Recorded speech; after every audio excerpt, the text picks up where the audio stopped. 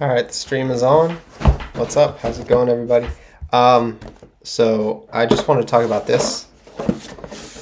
I thought this would solve my Apple storage problems, and I was wrong.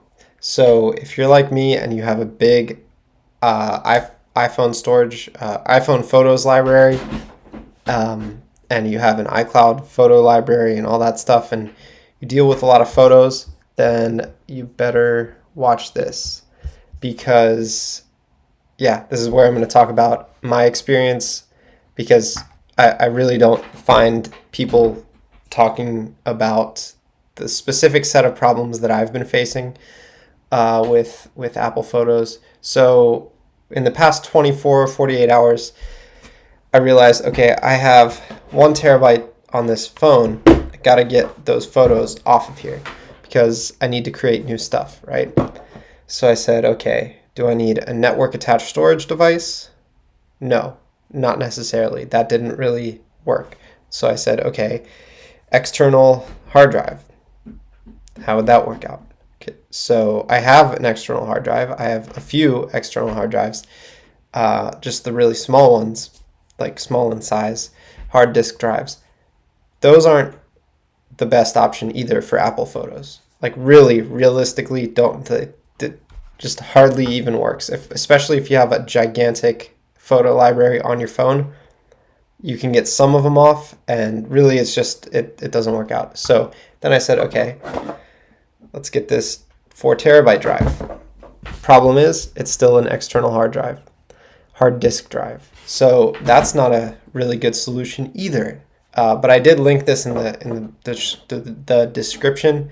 It is really cool, actually. It looks really good, and it can be used for video editing. The other thing, the thing that I haven't tried yet is external solid state drives. Those can get a little bit more expensive, but for this purpose, I think it is worth it. So I'm going to test that and see if it solves the problem the way I need it to solve the problem. But realistically, the best way to solve the problem is to really just think far ahead and say, okay, I plan on taking a lot of photos every day, documenting things, screenshotting things. How am I going to manage all this stuff, right? And the realistic solution is, okay, Mac Studio with 12 terabytes. That's like $4,000, I think.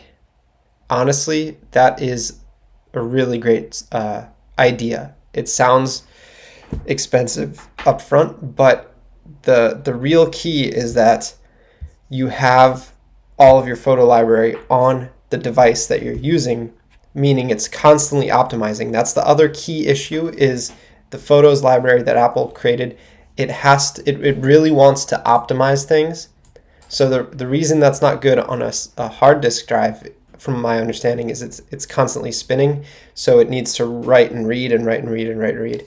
Solid state drives, there's no moving parts. So from what I understand, I mean, that's how all the new MacBooks work. That's how the new iPhone works. It never really lags when you want to access something back in the memory, right?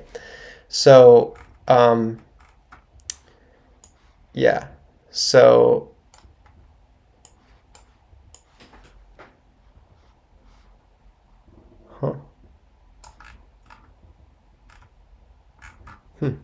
okay, so what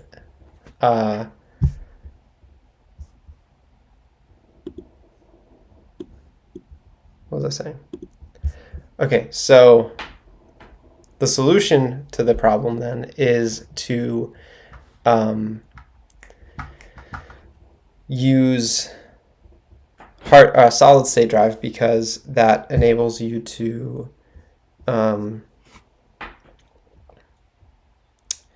use the Apple photo library the way that it is meant to be used. Okay, that's very important. So it's very difficult to manage a large photo library, even just importing a large photo library, because you run into huge issues when it comes to the ability to access the photos off of your phone and put them on the hard drive the right way. So, for example, right now it says 47 of 12,000 have been imported.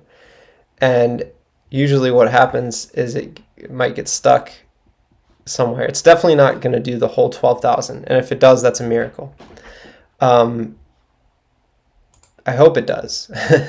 But yeah, I don't know. You can just call me the guy that gets a lot of weird Mac and Apple related issues. I find wherever it gets stuck, and I tend to be really great at finding where things get stuck on Apple. So thanks for suffering through this video. Yeah, I'm gonna make another one with an update. Hopefully I fix some of this problem.